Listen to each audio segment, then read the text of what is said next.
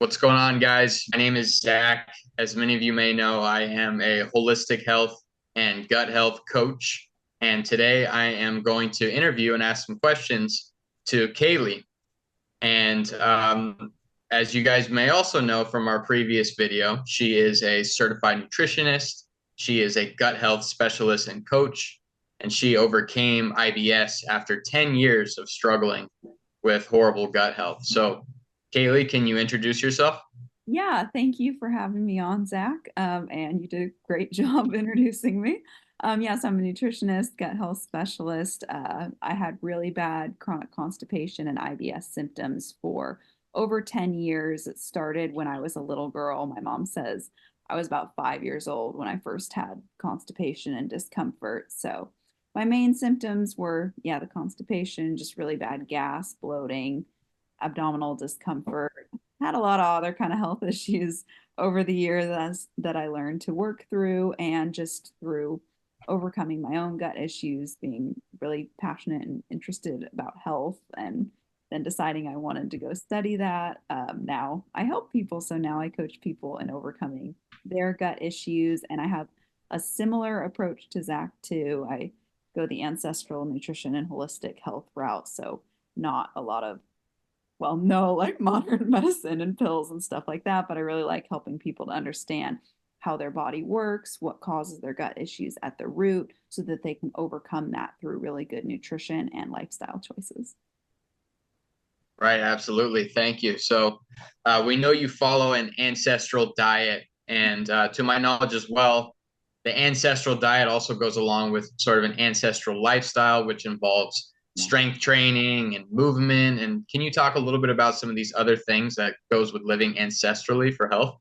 Yeah, absolutely. So for this, I just like to think about what did our ancestors do? And this doesn't mean mimicking exactly what they did. That's not what they did. They didn't mimic exactly what their ancestors did. Right. Right.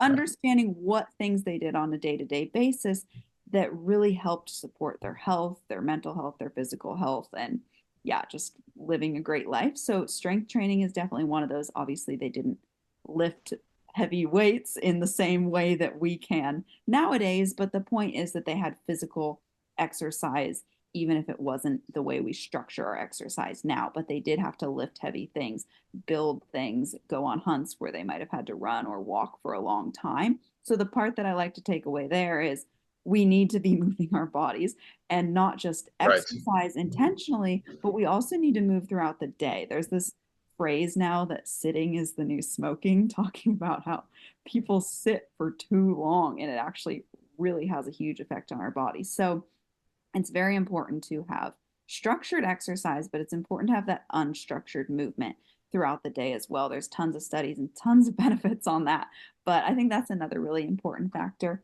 Time outside, aside from just Yes. getting more sunlight so you can synthesize vitamin D, it makes you happier. It calms your mind. I think when you're like cooped up inside too long, it really affects your mind. I don't know. When I go out in nature, I'm just like, oh, this is real life. Now I'm in real life, and I just feel so calmed. So I think that's a huge component. Cold and hot exposure is another one. They didn't have air conditioners and heaters to turn on. Sure, they had shade to go into and fires to keep them warm, but they didn't have that same level of comfort where, with, the flick of a switch or press of a button, you can maintain the exact temperature all the time. So having that cold and hot exposure has a lot of benefits for detoxing, immune health, and many, many other things. But those are some of them. Community plays a big role as well. There's a lot of different ones to go into, but those are some of the things that I think are, some of the top ones. Yeah, absolutely. I think you touched on a lot of good ones. And it's interesting because, you could definitely argue that diet is most important when you look at something like gut health. The gut's main role is to digest food. But so many of these other things related to health have a direct correlation with proper gut health. And you mentioned a bunch of them, but, something else I wanted to touch on with you is, something that I noticed when I was in college. So when I was at a university, I had big time issues with inflammation. I was struggling with Crohn's disease, and I was still into weight training. That was something I had done my whole life growing up playing sports. And I found that when I went and walked to the gym and lifted weights, my inflammation was immediately reduced. I had better gut health, better bowel movements. And looking into that a little bit more, I realized that lifting weights is very good for your lymphatic system. Oh, yes. And yeah, and so the lymphatic system is part of your immune system, and it plays a role in balancing those fluids in the body and dissipating inflammation in your gut. So, we have these kind of intuitions that these things help, but there actually is science behind it. And then another thing like that you touched on, like going outside and getting sunlight. We know how important vitamin D is for the body and what it does for your hormones, and proper functioning hormones directly relates to better gut health. So I think you're really on point with that. You touched on a lot of good ones. Community as well. Having good relationships relates to reduced stress, which is going to again promote better gut health. So what are some other things as far as mindset in general, believing you can heal? What are some of these things that you've done to allow yourself to move forward with IBS, and what was your mindset going forward with that? Yeah, first, real quick, I also did strength Uh-huh. training when I was healing my IBS. Okay. And that was huge for me too, because I did ballet. I danced for 13 years and Yeah. it was wonderful and I loved it so much and I still have a passion for it. But Yeah. weightlifting and running, it increased my appetite, it increased my metabolism. It actually let me have bowel movements again. So I feel like Yeah. that was a huge part of my recovery too.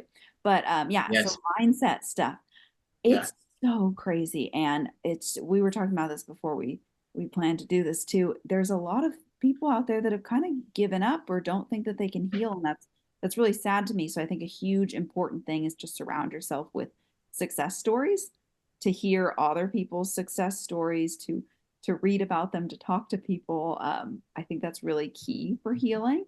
So yeah, believing you can heal is a huge difference, makes a huge difference. And I think one of the big reasons for this is because it's going to affect how you approach healing your gut.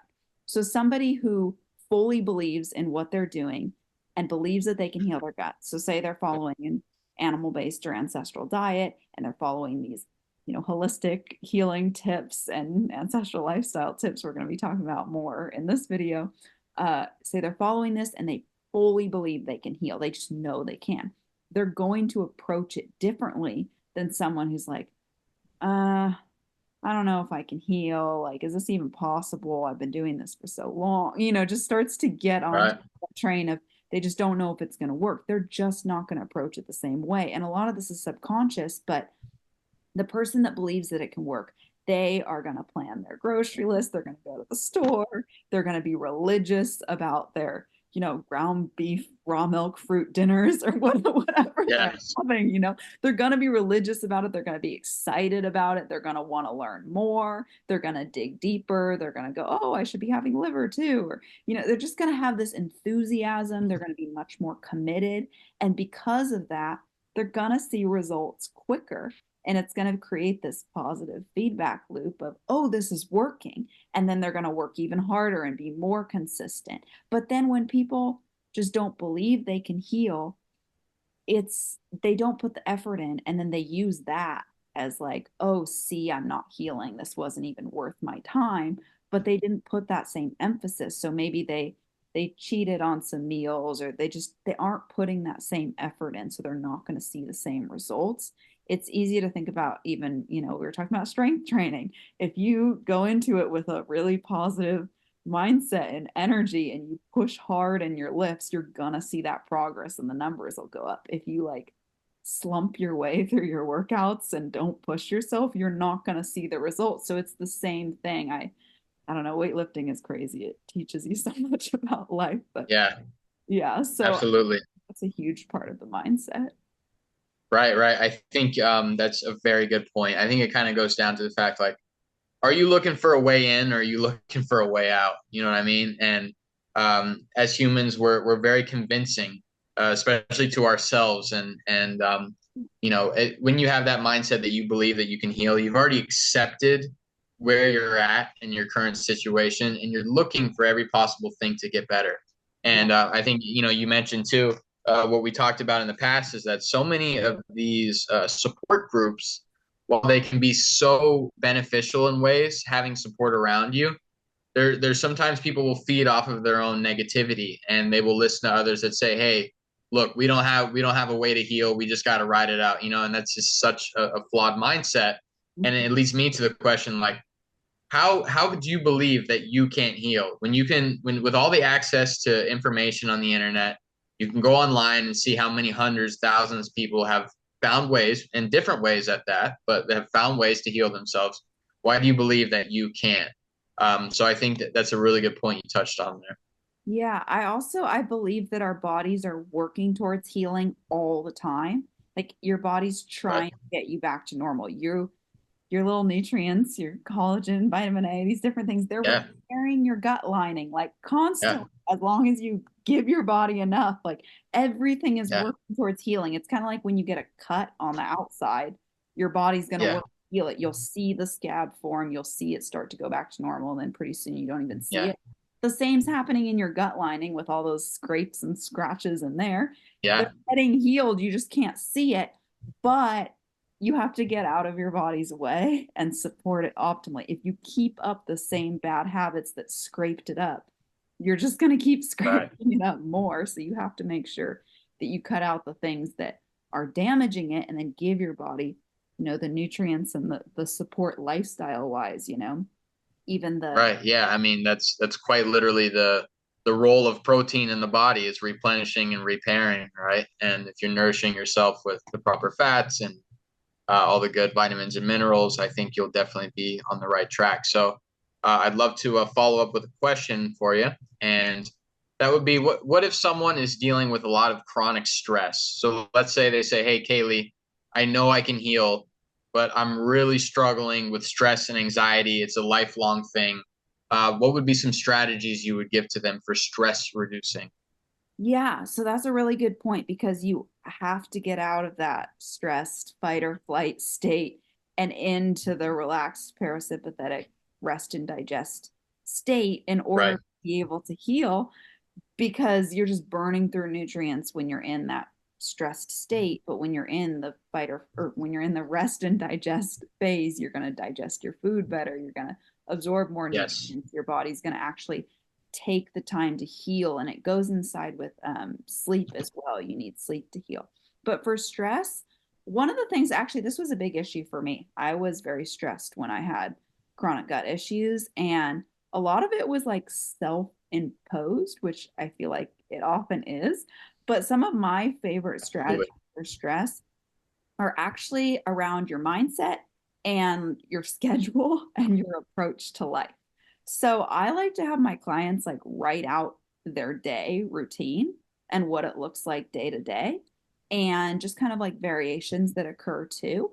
And then assess that, is that too much on your plate? Because cutting stuff out can help so much. Like it's so easy to focus on, oh, well, I need to be meditating for 30 minutes a day and doing a cold plunge every day and reading my affirmations every morning. And, all these things there really can be wonderful tools. But when you add too many on top of each other, it's like it starts to stress you out. Like, oh, but I need my time to do my dry brushing and then my bath and then just all these things. It's just too much. So Yeah. not bad things. Those are wonderful things, but it's just when you pile too many of them, it can overwhelm you. So I like to Yeah. say, look at your day, write it out, and what are some things that just aren't serving you right now? Maybe they totally will in the future, maybe they did in the past, but what can you cut out and what can you cut back on to? Because sometimes there's something you're doing every day and it's something that's important to you, but it's not like one of your core five or six or whatever things. And maybe you can just do that twice a week and that'll be okay. So I think cutting back on things, just realizing you can say no to some things too. Like you don't have to say yes to Yes. everything. Really picking your priorities too, like what are the most important things to you in life and keep that kind of small. Like don't keep it too big. And then make sure your day is aligned with that. So you're actually doing things that are gonna lead to success in that. And then you can kind of narrow down what's worth it and what's not. So that's a huge one. Make sure your daily routine isn't overwhelming you And I really encourage you too to make sure you're getting done what you write down in a day. There can be things sometimes that are like optional if I have time or whatnot, but if you constantly write down schedules that you never meet, I think that overwhelms you a lot more as well. Right. One, Right. That's a very good point. Yeah, yeah, yeah. that Did, one. did I interrupt you or did you finish that point there? I had a few more. Is that okay? Oh, no, go right ahead. Go right ahead. So let's see, what was the next one? Um, oh, okay. So then another one is to identify like what those key stressors are for you. So for a really common one I hear all the time is work. So if your work is a huge stressor for you, like start brainstorming solutions. Maybe you can quit your job and find a new one. Maybe you can start working on a skill that you'll be able to like move into another career so you can still make enough money to support your family. Or, maybe it's you really just can't get a new job right now, but you could change your mindset about it, or you could change your hours, or just focus on what you can change. Because I think a lot of times people will go, I'm stressed. It's all because of my job, but I can't change my job, so I'm stressed. And it's like that's just not true. Like you can change Yeah, something there. You can change your mindset. You always have control over your mindset. No one else absolutely. can dictate that for you unless you let them. So I think that's a really important thing. If you feel like you can't do anything, don't give up before you even tried. Start thinking of something. At the very least, you can change your perspective on work and start to find things you like better. So that's just one example. There's a lot of things that could stress you out, but plan the long-term things that will change it for you, even if it's something that you can't change right away. And then the last kind of main thing would be your perspective throughout the day. So, something for me is I have really struggled with that go, go, go kind of mindset. I want to be productive, I want to get things done.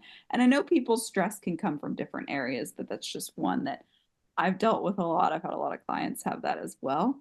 And I think for that, you just have to start to find ways to slow down, to remind yourself that rest is productive too.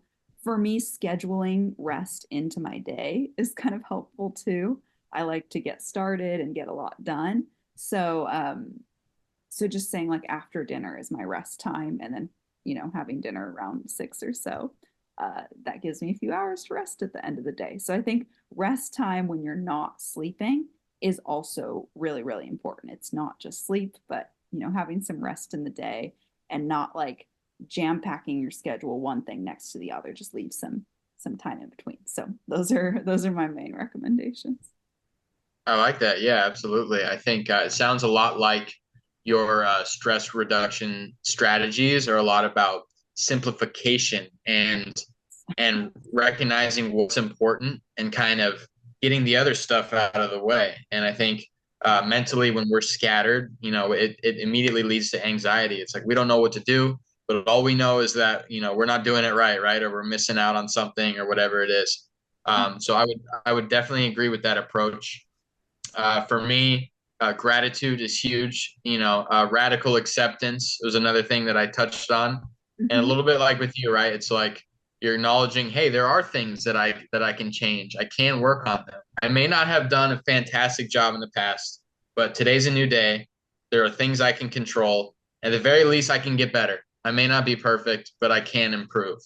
And with the simplification as well, that definitely resonates a lot with me, as we talked about in a previous video, elimination diets, right? And I find with me, when I eat a more simple meal or a simple diet, it's calming in a sense, right? Like Yeah, I know yeah. that I have my steak out. I already salt brined it. I got some berries in the fridge, and I Uh, just bought some raw cheese, right?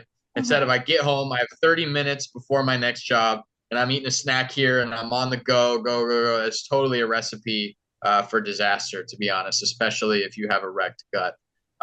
So I definitely would agree with that. I would say radical acceptance of the situation, Mhm. gratitude, and also simplifying and clearing out your environment. Give yourself the best chance to succeed, and also go like I think this would also go with radical acceptance. Go easy on yourself. Like, have expectations that you're Yeah. gonna you're gonna take care of yourself, but also do not bash yourself. Do not be worried about what happened in the past. because that does absolutely nothing productive for you. Mm-hmm. Yeah, absolutely. Great. Yeah. So, Kayley, another thing that I noticed from your content Yeah. that differs from mine is you talk a lot about detoxing. Yeah. And I think I may have done a little bit of that without knowing, but I personally don't have much knowledge on the detox process. Could you tell me a little bit more about detoxing and what you do? Yeah, totally. So my philosophy with detoxing is very similar to my philosophy with diet and health in general, but it's to help Mhm. your body get better at what it's already meant to do. So we already have a whole detoxification system in process. Through our bowel movements, we are eliminating a lot of toxins. That is not just fiber, as you probably can imagine if you're doing animal Right, foods and don't have a lot of fiber and your stools are still pretty much the same. There's right, other things in there. There's dead cells and tissues and toxins and whatnot that you're getting rid of. So that's one aspect. Your liver is probably one of the first things people think of when they think of detoxifying. So your right, liver is going to, once you eat food and you absorb things into your bloodstream, it's going to go to your liver and it's going to, kind of decide what it needs to do with different things. And some of those toxins are going to end up in your bile. And also, I'll get into it in a second, but like higher detoxification systems will dump into the liver. So, like toxins that have gotten lodged deeper into your body, into tissues and cells, can end up back in your liver and then into your bile, which, when you eat fatty foods or you eat bitter foods or you eat something kind of acidic, that's going to stimulate this bile flow. So, then your liver makes bile, stores it in the gallbladder. When you have that need for it, you'll get the bile flow into your digestive system. So, one thing that helps with is digesting fat. It's the main purpose, but it also will dump some toxins into your intestinal tract, which will then end up in your stools and can leave your body. This is another reason if you have constipation, like I did for so long, you really need to address that. And that is actually the very first thing you have to do with detoxing.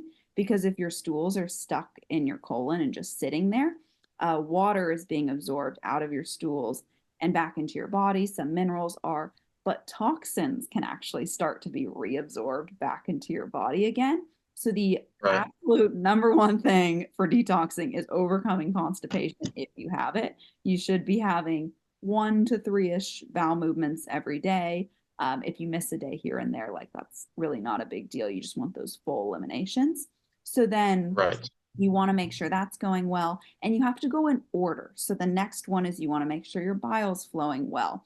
So if you have pale, greasy stools, fat malabsorption, things like that, sometimes people can have stones or sludge or pain in their gallbladder region. Anything like that, you have to go kind of slow and really get your bile flowing well again. So there's a lot of natural things you can do for that, but part of it is eating enough fat in your diet. Eating liver actually helps your liver. There's this ancestral principle called like heals like, where eating an organ is good for your corresponding organ, where eating a tissue is good for your corresponding tissue.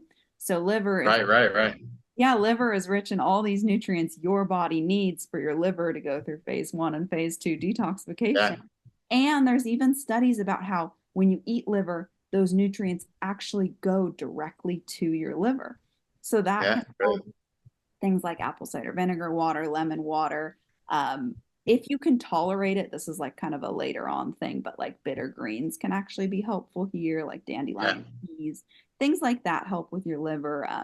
You can do like castor oil packs, things like that. And then, so once your liver is all flowing good, you move on to your lymphatic system. So, like you mentioned, working out helps your lymphatic system. right, Sweating, hot and cold exposure, any kind of like jumping, jerking movements, dry brushing, saunas, things like that. And then it's like your cells and your tissues, which getting out in the sun or red light therapy, good nutrient intake is what's going to help those. But basically, the whole purpose is learning how that works and then helping your body through that process. So when people have been, had gut issues for a long time, especially if they have leaky gut, or constipation, they've usually kind of stored up on a lot of toxins, and that can be a huge contributor to their issues, especially if they have issues that kind of go beyond the gut into like hormonal issues and thyroid issues and autoimmune diseases and things like that. So, a huge part of healing is to actually purge your body of those stored toxins and Right. help get your detoxification system working well again. So I just walk people through that process of unlocking each of those different pathways in that correct order. And then another thing I really like to teach people, back to the simplifying, is so many things you do on a day-to-day basis are detoxing if you live a healthy lifestyle. So I'm not like constantly doing detoxing things all the time. Like Right. once a year or so, I'll go a little deeper and, take some binders and, go to the sauna and do those kind Yeah. of things. But on a day-to-day basis, eating a nourishing diet is one of the best things you can do to support detoxing. Not having seed oils, so you're not storing Right. a bunch of, rancid fats in your own tissue.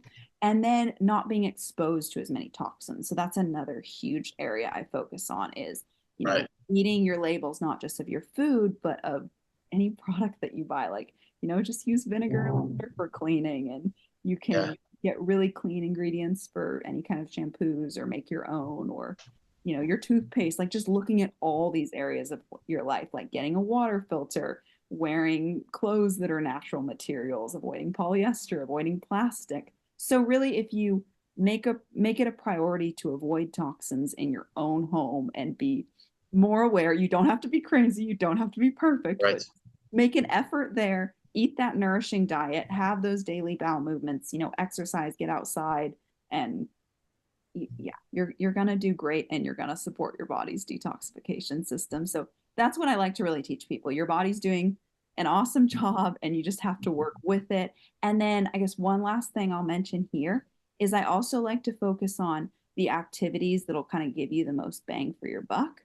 So instead of doing like a very specific thing that only helps your liver, and then a very specific thing that like only helps your cell detoxification, and just instead of getting super specific on it, I like to do things that help as a whole. So like exercise, it helps your mood, it makes you stronger, it helps your metabolism, it helps, it helps like a million things. So that's like a very core Yeah. thing. Eating a nourishing diet, eating liver and red meat and raw milk and egg yolks and all those things and Yeah. fruit helps so many things. Like getting outside in the sun helps a million things. So focus on those core areas that'll help you a ton, and don't get lost in like, should I drink this, green powder in my smoothie or something? Like it's not going Right. Right.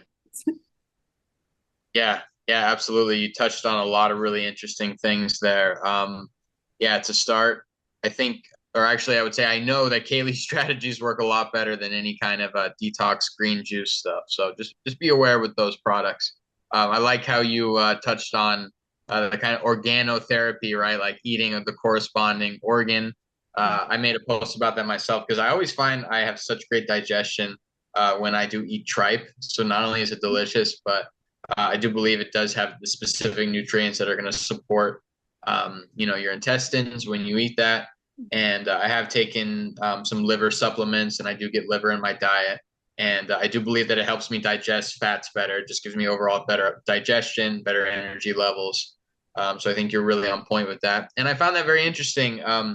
As far as constipation being really the main red flag that you could possibly be absorbing toxins because you're not releasing the toxic waste in your body that you should be releasing. So that's something very interesting to learn from you. Now, going off of constipation and how important it is, what are some specific tips that you would have initially? Let's just say someone's like, "Look, I'm not ready to dive into the program, but what are just some things I can do to start relieving my constipation from the jump?" Absolutely. Number one, reduce your fiber intake. Most Right. likely for most people, there are exceptions. I say really find your fiber sweet spot. Maybe someone that's, sometimes carnivore works, and it helps people. And I think it absolutely has its place, like we just talked about in our Yeah. other diet video. But, Yeah. that could be one case where someone maybe needs to increase it a little with some fruits. But for the most part, people eat too much fiber and it just backs you up. So basically, if you have constipation, your stools are like cars in a traffic jam. It's all backed up. And then the Right. water is being taken out of them and absorbed into your body. They're getting dry, they're getting more compacted. You just have this big blockage occurring. And Right. Fiber adds more bulk to your stools. Like I was saying, it's not the only component of your stools, but it does add bulk. So if you eat like a Right. bunch of whole grains and like kale and like fibrous veggies, which I used to do, Yeah. it just backs you up so much more because it's all the stuff that your body can't digest. And when you have a weak digestion on top of that, which my God, I had a horribly weak digestion, it just, you're not going to break these foods down enough to absorb them. So you're going to have so much excess waste. So when you eat Right. foods that are difficult to digest or high in fiber, it's just going to add so much more excess waste. But Right. constipation, you have a problem of getting rid of waste quick enough. Don't add more waste. It's going to make it so much harder on yourself and it's going to be more Right. compacted. You're going to get more backed up and then you're not going to be hungry because your body doesn't want to add more here. So I would cut back on fiber.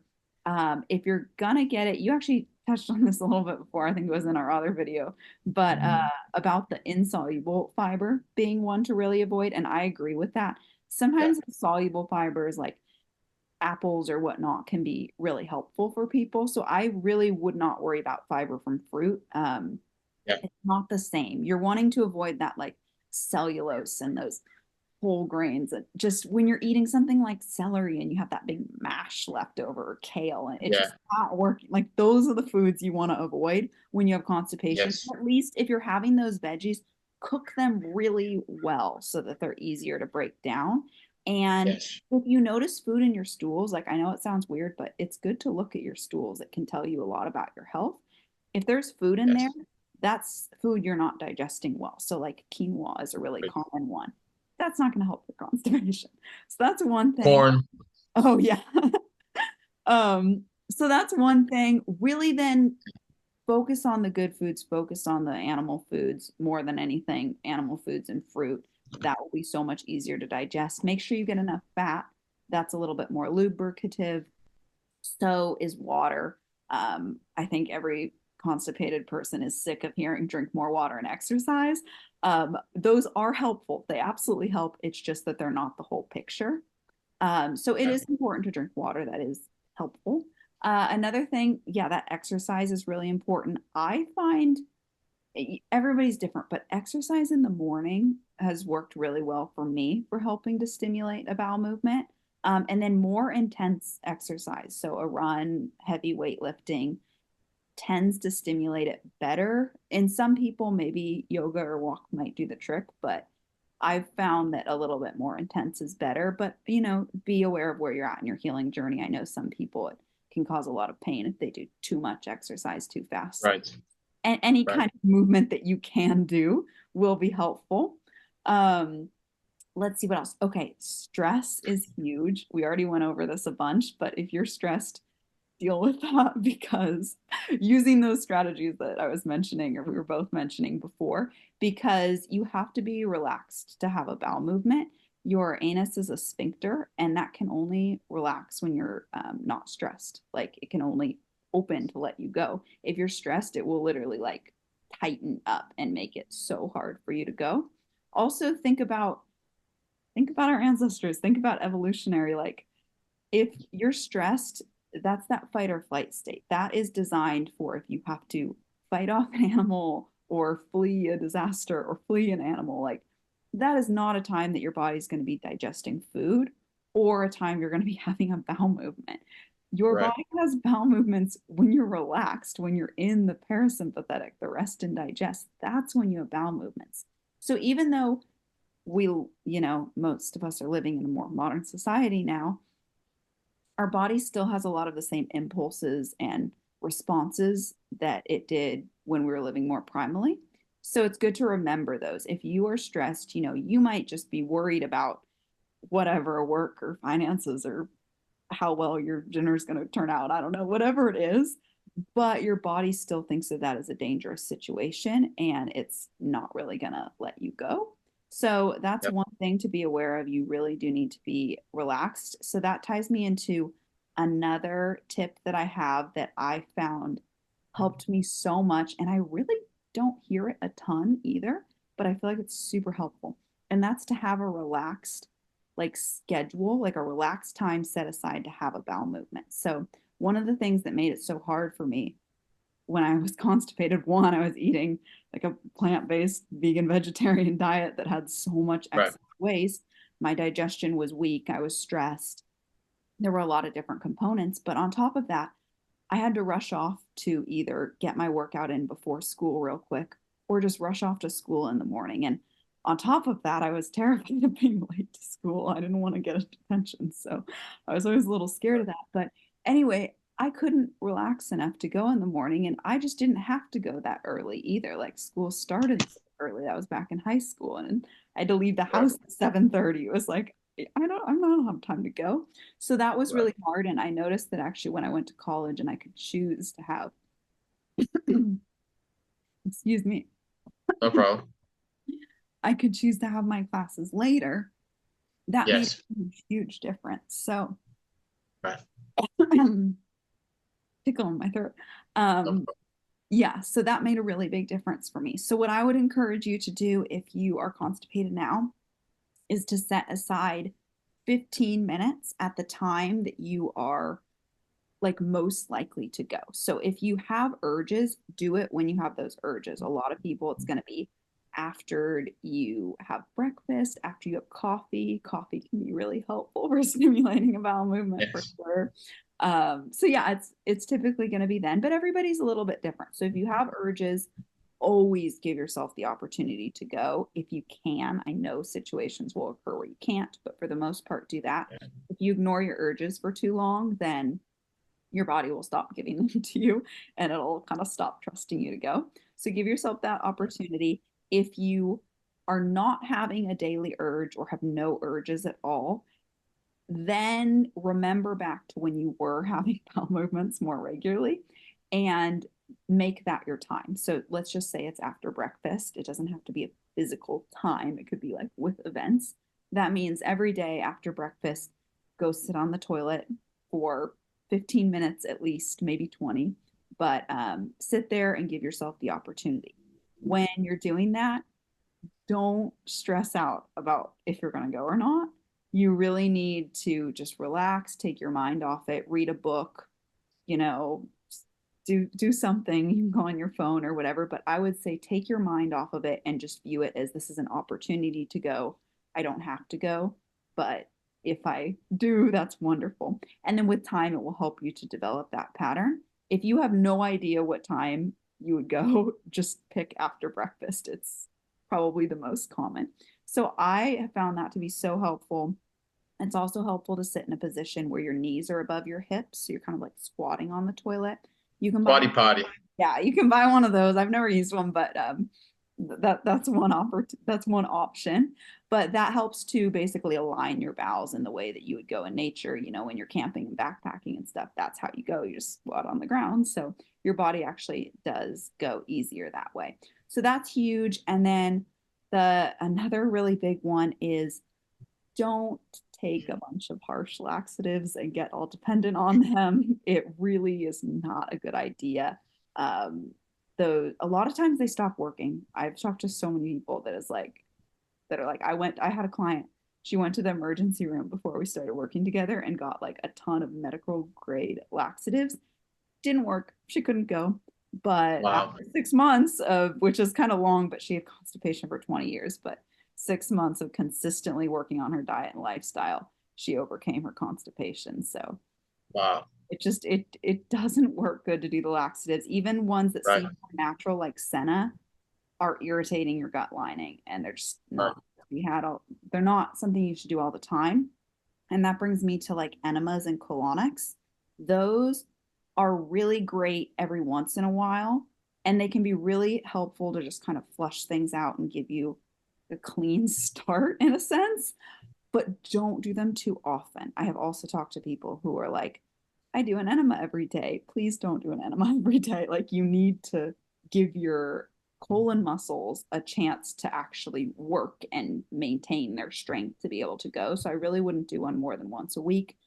And I wouldn't do that for like months on end either. It's just kind of an every once in a while thing. And then with the hydration, make sure you're getting your minerals in too, because that plays a part. Yes. Yeah. So those are my main tips, I would say, for constipation. And then if you find anything else that helps you, I've had clients say that certain juices help them, stewed apples, just a variety of different things. Sometimes different herbs like triphala or Yeah.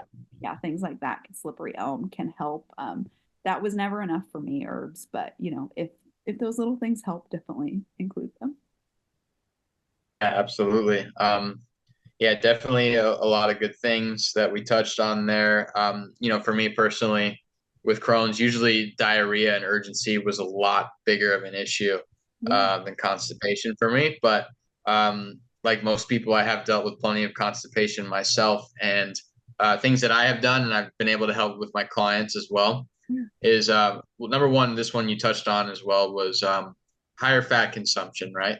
Mhm. Rendered fat, rendered healthy fats. Mhm. While if it's overdone, that could be a bit of an issue, right? That could cause too much urgency. But if you're struggling with something like constipation, it is a perfect lubricant in helping things move well. And then we talked about hydration, which is so important. Not only drinking more water, but having minerals like potassium and magnesium and these kind of things that are going to help you be more hydrated. That's going to help you get more water into the gut. It's going to help things keep moving. And then as far as fruits, soluble fiber can be very useful. Insoluble fiber for some people can be useful, but if you have a compromised gut, insoluble fiber is likely going to cause more issues than help. But soluble fiber, on the other hand, can be extremely helpful. And a lot of these fruits have certain sugar alcohols that they contain that are going to naturally bring water into the gut. So I would say if you're someone that's struggling with constipation, I would say look for kiwis. Get more kiwis into your diet. Get more berries into your diet. And pears are like the big three, in my opinion, when it comes to fruits helping. And make sure you're getting, quality butter and tallow and fatty meat and whole eggs into your diet as well. So, on the flip side, how about diarrhea? So, for your clients that struggle with diarrhea, what are some techniques that you give them, and how have you overcome any diarrhea issues? Yeah, so I have practically never dealt with that myself. Aside from Okay, getting sick a few times, I've just always gone so hardcore the other way. But I've right. people that either have diarrhea or have flipped between them. I've even Yep. had constipated clients that kind of like their body like overshot at first and they had a little diarrhea and then they like went back to normal. So you can Right. definitely experience multiple. That's very common. So for diarrhea, the things I've done is one that I forgot to mention works for constipation well is work on your gut microbiome. Yeah. So in your gut microbiome, if you have an overgrowth of these pathogenic microbes, when you have whatever fiber is left over from your diet or even just undigested food that comes in there and is feeding the gut microbes, the pathogenic ones produce a lot of gas. So if you have like gas, bloating, and constipation or diarrhea, you definitely have some gut dysbiosis going on. Yes. So if you have that just gassiness, it's going to be yeah from those pathogenic microbes. They produce all this gas. So then the gas they can vary and they can actually affect if fluid is drawn towards your colon or away from it.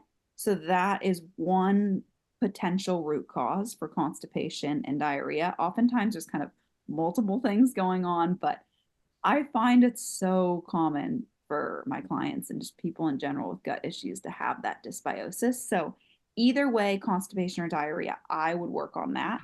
Um, Huge things there are including those fermented foods.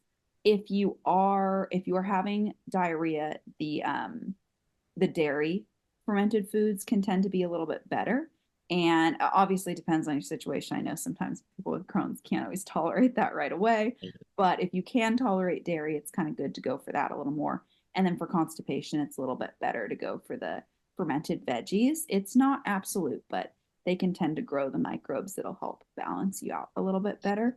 But in general, include lots of fermented foods.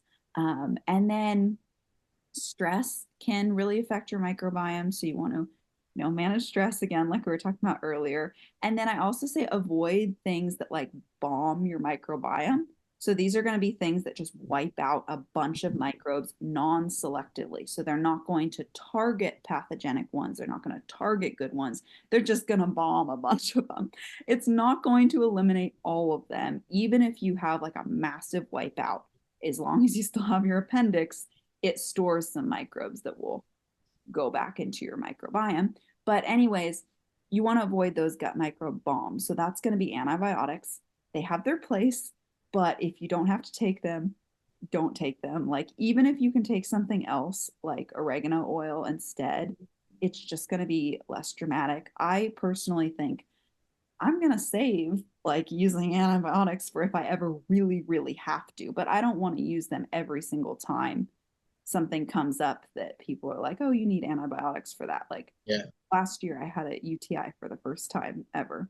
And that was like my parents are in the medical field. They're like, you need antibiotics, so you're going to get kidney inflammation and it's going to be terrible and all this thing. And I just did a bunch of research and found the natural things that worked for that. And then I ended up using some oregano oil, which technically is kind of like an antibiotic, but it's so much less intense. And the combination of that and just, downing cranberry juice and having tons of fermented foods to actually Yes. fix that. And then having the apple cider vinegar water to fix the balance in there and just working on those root causes as well. That helped. So basically, avoid antibiotics when you can. If you have to take something, oregano oil can be a great option. You still don't want to overdo that. It's not something to have like crazy. Sure. It is a nice alternative. Also, avoid hand sanitizers, antibacterial soaps, like harsh cleaners. All of these are negatively affecting your microbiome. And it's kind of funny, they're so associated with like cleanliness, but I find them so gross because I know how bad they are for you. Yeah. And you don't want to wipe out a bunch of microbes because there's a lot of great microbes. Like it's kind of funny, even people think dirt is dirty, But Yeah.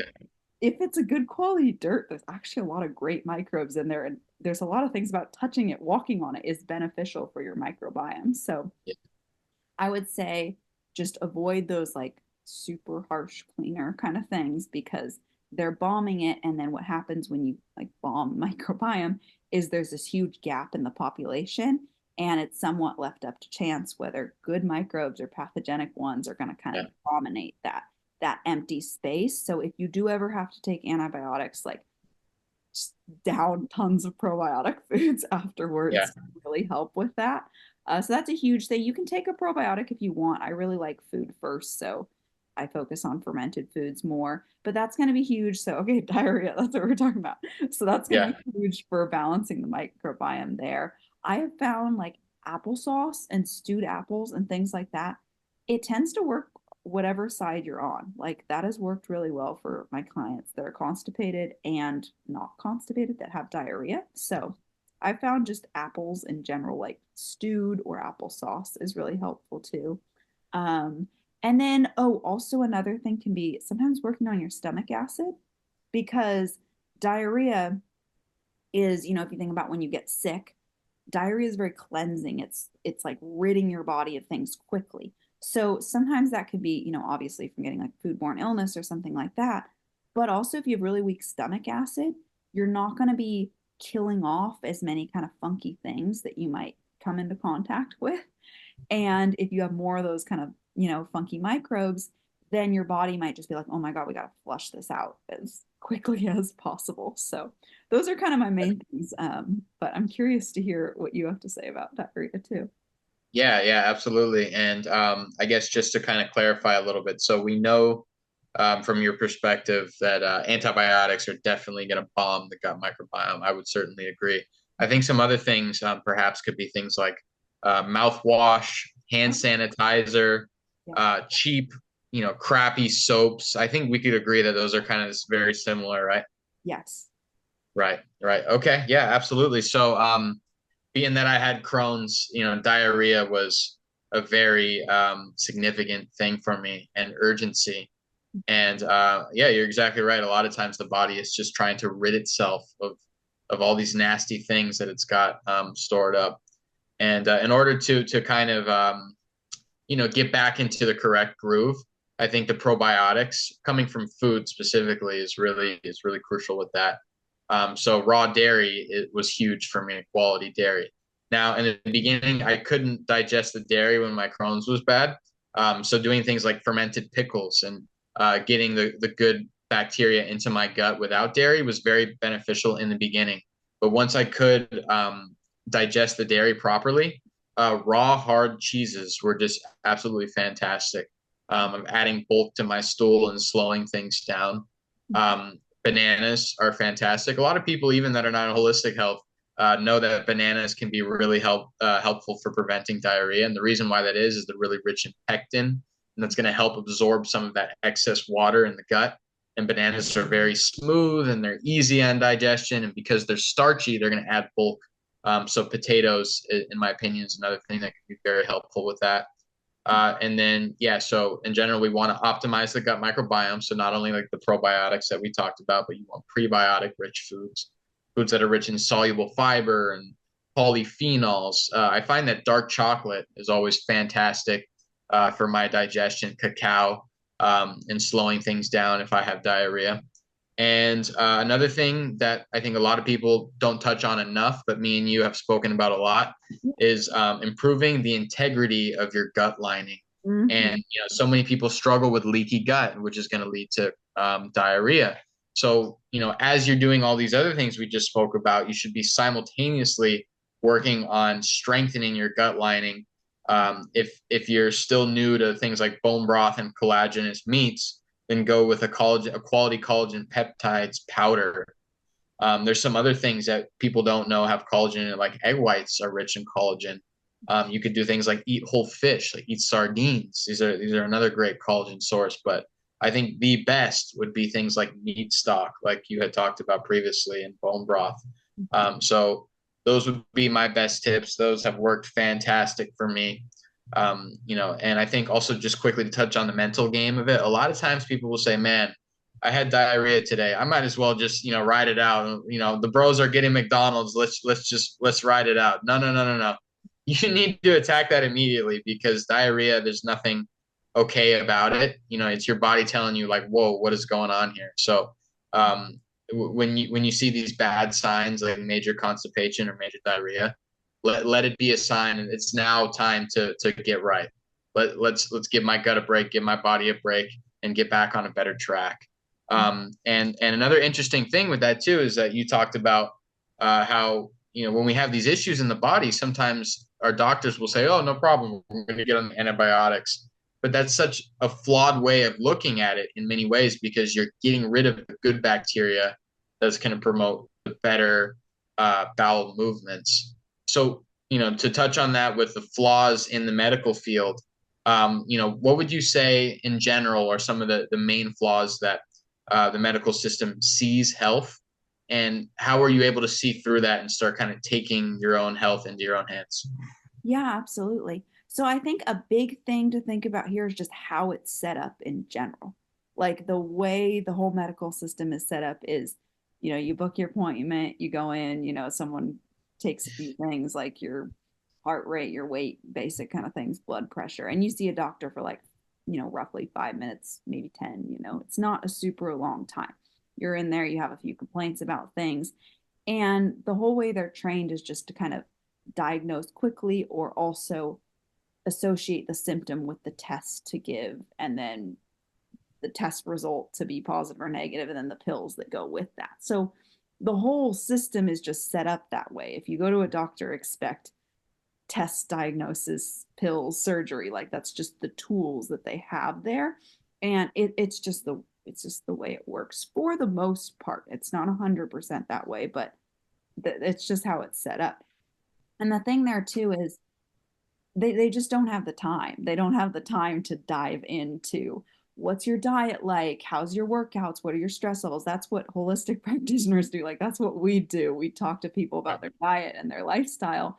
And it's just a totally different approach. And the other thing too is sometimes I think I forget this because I don't know, like my friends, my family, the people I work with, the people that engage with my content, the people I talk to are so holistically health minded that it's like in my mind, I just see people as what can I do to better my health? This is what I'm eating. Like, this is what I'm working on. This is my workouts. This is how I'm getting sun. Just, I see so many people so health focused, but I forget that not everyone's like that. So, even if they were to take the time to ask someone about their diet, a lot of people go there for the very reason that they want a pill to make them feel better. So it's just kind of the way it is.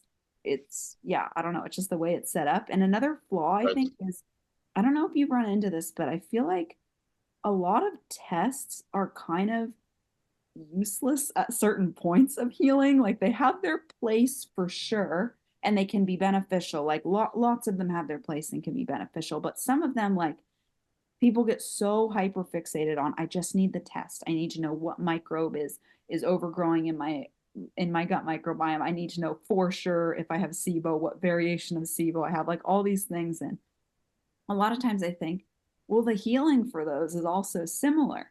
So just Yes. start eating an animal based or ancestral diet, start working out, get Right. outside. Like there's so many obvious things to do that you really don't have to know all the details. And they have their place for sure and they can help people. But it's kind of silly to me to like jump straight to that if you're not having something you're super concerned about. Like, I don't know. I think they have their place. I have had clients that just start to feel so worried about their symptoms, and just like having a colonoscopy or some kind of test brings a lot of comfort mentally. So if you're someone like that, like by all means go for it. If you were diagnosed that way and you want to know if you're, don't have any ulcers left or something, I totally get that. And I think those are places where it has their place. But yeah, I don't know. I just think you don't always need to know the exact microbes that were in the stools that you had that day. Like it's not going to help Right. that much. Like just eat fermented veggies, like either way. So I think Right. that can be a place where people can get a little bit lost. And then also, even sometimes there can be a little bit of that obsession with I need a name for what's going on with me. It has to have a name. What is it? Like I can't move past that. But you don't always need a name for it. Like you can have gut issues and know, like, oh, okay, so this is the way I have to start eating. I have to start eating these animal foods and avoiding the processed foods and seed oils, and I need to exercise and manage stress. Like it's so funny. It's, I don't know, I find the more I look into this, I kind of like almost teeter totter back and forth between getting really interested in something and like diving deep into it and like finding out all the nitty gritty details and going, oh my God, that just resulted back to the same basics that I already focus on. It's, you know, exercise, diet, mental health, stress levels, detoxing. Like it all Right. comes back to the same things over and over again. So I think going into that nitty gritty has its place for sure. And it can absolutely be fascinating. But a lot of times you want to like bring yourself back to that, like zooming out to these are the main things to focus on. Yeah. So yeah, I guess that's kind of my main thoughts. Yeah. Yeah. Well said. I think you really touched on a good point where you mentioned um, how, with the holistic approach, you're going to be working on all of this anyways. If, it doesn't matter if you have SIBO or you have leaky gut, when you're practicing eating the right foods for gut health, it's going to help with all of that. Now, sure, sometimes you need this specific diagnosis, but actually, I was definitely the kind of person before I was diagnosed with this that wanted a pill, right? Mhm. I was a football player in high school, and my goals were how big can I get? How strong can I get? The last thing I was worried about was gut health. I just wanted to eat as much as I could to get big. Mhm. And so when I started having these major gut issues, the first thing I was looking for was a pill.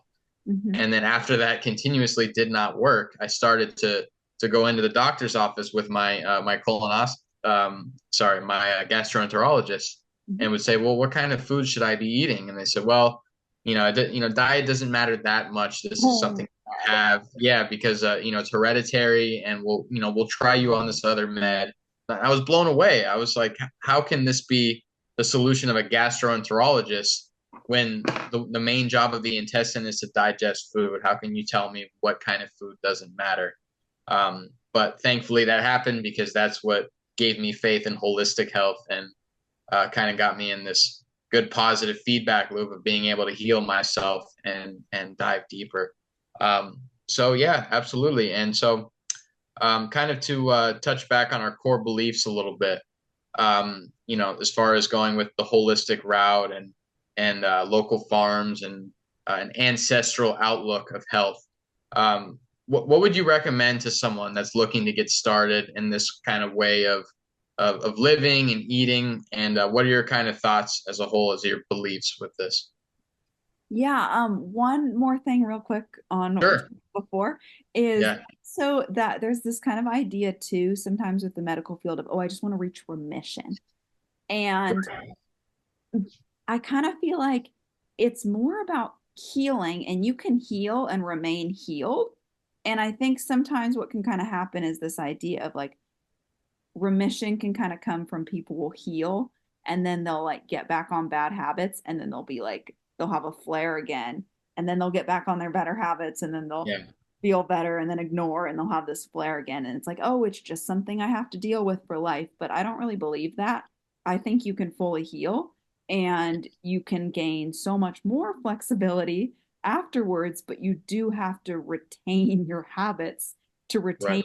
progress, because if you go back to the same things that caused your issues, you're just going to get them again. So I Yeah. guess that is That's such a crucial point. I'm sorry to interrupt you, but that is such a crucial point. I made a video about that myself because that's another thing that I see in these support groups. yeah. People, it's like, how, like you said, how do I reach remission? I can't wait to go drink with my buddies and eat Domino's pizza. And it's like, bro, you have ulcerative colitis. You've had a colon bleeding for 10 years straight. And now you've had 1 month of good bowel movements and you're ready to go drink at the pub and eat pizza. I don't understand where people's mindsets get with that. And I think if we had this, there if more people had this holistic mindset of how can I heal, I think we would make a lot more progress in the industry and with people that suffer from this. So really Absolutely. great point. Yeah. So I guess that is one of my core beliefs. Right. Tying back to, I think your body is capable of so much. And I don't know, I've heard some of the most incredible healing stories of healing from the most gnarly things that people have had for so long. So Yeah. I don't know if there's anything you can't heal of. Like, there's your body's incredible. Right. And I think, I guess back to what I was saying earlier, you just have to get out of its way and give it what you Yeah. need to support healing. And I think that a nutrient dense diet is one of Yeah. the biggest things ever. Like, I don't know, I can't emphasize enough. I'm sure you do all the time, but like just eat eat nose to tail, eat the organs, eat the bone broth, eat the, bone marrow, like, or meat stock. It's fine. Eat the muscle meat, add the egg, Yes. add the raw dairy. Like, these foods are so incredibly nutritious, and such a massive shift for me was being vegan vegetarian for 10 years while I Right. was suffering.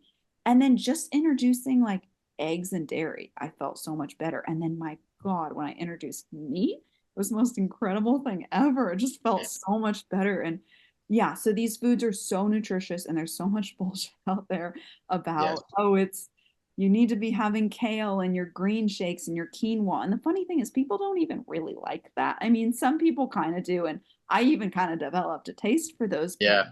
people love butter and eggs and bacon and steak. And it's so funny that it gets demonized, because the healthiest diet is so delicious and it makes you feel satisfied and it makes you Yeah. feel good. So I just really love that. And I feel like another thing is just our species as a whole has kind of just got way off track. And when I was hiking and I was younger and we get off the trail, my dad said, you have to backtrack till you're back on the trail, and then you can find how to go forward again. So I think it's the same thing with health, which is why I like the ancestral approach so much. We can go back, figure out what they were doing right so we can move forward. It's not this, oh, we're going to go back and pretend that we're living in this era and copy them exactly. Like, that would be weird. Yeah. But instead, like, learn all these things from them and just how much it benefited their health. So I really love the ancestral approach, and I really just love the holistic looking at your body as a whole, because it is a whole, and everything Yeah. affects these other things. So I guess, yeah, those would be some of my main core beliefs. Yeah, I totally agree with that. And if you're watching this and you suffer from either IBS like Kayley or IBD like myself, you absolutely can heal. Mhm. Now, it may be a slightly different approach than each of ours, but your body is very good at healing itself. You just got to give it the right nutrients to do that, and take away the things that are inflaming you and making you feel sick. And they are two different things, but they both have very specific challenges. Like, for example, with Kayley and IBS, IBS is crazy because you don't really know exactly what you have. And in a sense, IBS for the doctors is like, hey, you have a horrible gut and we have no idea what's going on. So that's a challenge in itself. Uh-huh. And then with someone like myself with IBD, whether you have Crohn's or any version of colitis, you have an extremely chronically inflamed bowel. And some of those brutal symptoms that I went through, I would go to the bathroom 20 plus times a day. I had horrendous urgency, which led to a lot of anxiety and stress. Like when you're ready to get in your car and leave, and then, you haven't been able to use the bathroom for hours. And as soon as you're ready to get in your car, now you feel like you could pass a train through, and then you finally make it to the toilet and you pass, so much blood in the toilet, and then you're exhausted getting off the toilet. So the embarrassment, the shame, the pain, all these things are incredibly brutal. So, take the necessary steps, forgive yourself, and allow yourself to heal, no matter what sort of gut issues you're dealing with. Absolutely. I'd add too, like, listen to positive stories of people healing. If you're around people that are telling you, like, oh, just get on a pill, you're going to be stuck with this for life, or people like complaining, distance yourself from that. Read success stories, watch success stories, like, learn from that, like, really ingrain into your body you can heal. And if you don't believe it yet, keep telling yourself, I can heal, and then list evidence, like, I can heal because we healed, like, I can heal because I know Yes. the other person that healed, I can heal because I read this book about these people that can heal. Like, Yes. tell yourself you can heal, find evidence, show yourself, and then just know that all your work will pay off, and just decide that you'll never give up. Like, it's so much better, in my opinion, to try forever or try for years, even if it Right. doesn't come fast, which it it can come surprisingly fast sometimes. Everybody's so different, but you Right. can start to see those results in a few weeks or a few months. Like, everybody's different, but yeah, just like, don't give up. Giving up would be the worst. And Yes. yeah, you can heal. And then if you do have a flare up, like, try not to get too discouraged either. And you have Yes. not lost all of your progress. You are not back to square one. Like, you're not doomed forever or anything. Like, if you have a flare up, it happens in the healing process. But I always say healing is like extending the time between flare-ups and decreasing the intensity of them until you have none. So try to remember all the positive things, and especially your own experiences. If there's a symptom that you've improved, point to that to yourself constantly as feedback. I can heal because I've already made this improvement. And yeah, I think that's huge for healing. Absolutely. Yep. I would certainly agree with that. And continuing to try and have a good attitude is always going to benefit you more than hurt you in any way. And as soon as you believe that you can heal and you start veering away from the things that work, you're immediately going to have worse gut health. So you're doing yourself no favors by doing that. Kayley, is there anything else that you wanted to touch on, or anything maybe I forgot to ask? I feel like that covered it pretty well, and I think we covered it. Yes, it up absolutely. pretty well too. So I'll just kind of leave it with that. Like, you can heal and believe in yourself. Yeah, absolutely. Well, Kayley, thanks for coming on and having this conversation with me. Um, why don't you let us know where people can find you, and I'll go ahead and put those links below. Yeah, of course. So my business is called Heart to Kitchen. I founded it when well, I still love cooking, but that was where it kind of came from, my love from cooking. So you can find me at hearttokitchen.com, on Instagram, Heart to Kitchen, just basic, no extras, no capitals or anything. On YouTube, Heart to Kitchen. Facebook, I'm actually just my name, so Kayley O'Brien. Yeah, those are the main places: website, Instagram, Facebook, YouTube. Fantastic. That's great. And you guys be sure to check out part one, where we discussed a lot of other topics on gut health in our previous video. So thank you guys for watching. Kayley, thanks a lot. And you guys take care. Thank you for having me.